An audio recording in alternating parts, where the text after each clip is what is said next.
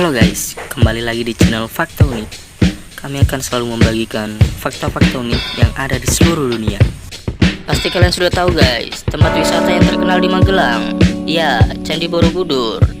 Sejak awal ditemukan, Candi Borobudur menjadi salah satu destinasi paling populer di Magelang, Jawa Tengah.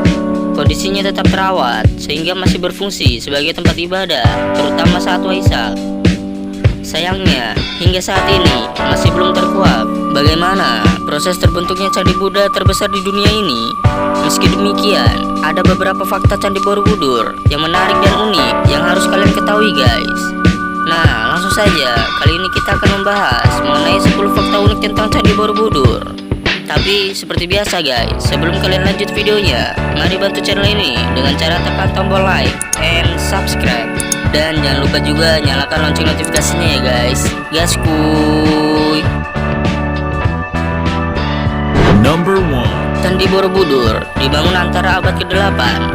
Berdasarkan aksara yang tertulis, pembangunan Candi Borobudur diperkirakan dilakukan antara abad ke-8 dan ke-9. Butuh waktu 75-100 tahun untuk bisa menyelesaikannya pada masa pemerintahan Raja Samaratungga. Sayangnya, tidak ada bukti konkret mengenai alasan utama Candi Borobudur dibangun. Seiring berkembangnya kerajaan Islam di Jawa, Candi Borobudur mulai ditinggalkan pada abad ke-14.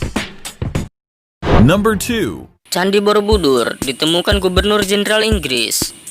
Gubernur Jenderal Inggris di Jawa, Sir Thomas Stamford Raffles, menemukan Candi Borobudur pada tahun 1814. Atas perintahnya, H.C. Cornelius ditugaskan untuk membersihkan area Candi Borobudur untuk dipelajari.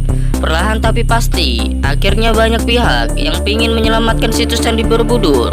Cerita ini dia tuliskan pada sebuah buku berjudul The History of Java. Number 3. Candi Borobudur terdiri atas 2 juta balok vulkanik. Banyak perdebatan mengenai Borobudur, termasuk hipotesa candi dibangun atas sebuah danau purba yang mengering. Dugaan semakin kuat saat ada bukti terendamnya bagian dasar candi pada abad ke-13 dan ke-14. Meski demikian, hingga saat ini pembangunan Candi Borobudur masih menjadi misteri. Salah satu yang pasti adalah Candi Borobudur terdiri dari 2 juta balok batu vulkanik yang terpahat dengan baik. Masing-masing balok saling mengunci sehingga candi tetap kokoh sampai sekarang. Number 4. Candi Borobudur sempat ingin dibongkar untuk disimpan dalam museum. Di balik kemegahan Candi Borobudur, banyak pemburu artefak tertarik mengkoleksinya. Kepala arca menjadi bagian yang paling diminati. Maka dari itu, banyak patung Buddha yang ditemukan tanpa kepala. Parahnya lagi, pemerintah Hindia Belanda juga memberikannya secara sukarela pada tahun 1896. 5 arca Buddha beserta 30 batu dengan 30 batu relief, 2 patung singa, arca penjaga, batu bentuk tangga, dan sebagainya diberikan kepada Raja Thailand. Koleksi tersebut bisa kalian lihat di Museum Nasional Bangkok. Maraknya pencurian pada masa itu membuat Kepala Inspektur Artefak Budaya menyarankan Borobudur dibongkar seluruhnya pada 1882. Reliefnya dipindahkan ke museum supaya tidak ada lagi kasus serupa. Coba kalian bayangkan guys, bagaimana jika keputusan itu terjadi. Untungnya, seorang arkeolog yang ditunjuk pemerintah, Groeneveld, mengatakan keputusan tersebut terlalu berlebihan. Number 5. Relief Candi Borobudur bercerita kisah kehidupan Buddha. Total, ada sekitar 2.672 patahan relief yang tersebar di candi berukuran 123 x 123 meter. Sebanyak 1.460 diantaranya bercerita tentang kisah Buddha. Sisanya sekedar relief dekoratif. Salah satu kisahnya mengenai kelahiran Buddha yang diceritakan pada relief Jataka dan Awadana. Selain itu, terdapat 504 arca Buddha yang terletak dalam 432 relung dan 72 stupa berlubang. Ada pula 100 talang berbentuk patung ikan berkepala gajah sebagai saluran air. Number 6. Candi Borobudur dipugar 2 kali. Awal kembalinya Candi Borobudur dimulai pada tahun 1885. Penemuan tersebut sontak membuat pemerintah Hindia Belanda menjaga kelestarian candi. Ada 3 orang ahli yang ditunjuk untuk meneliti Candi Borobudur.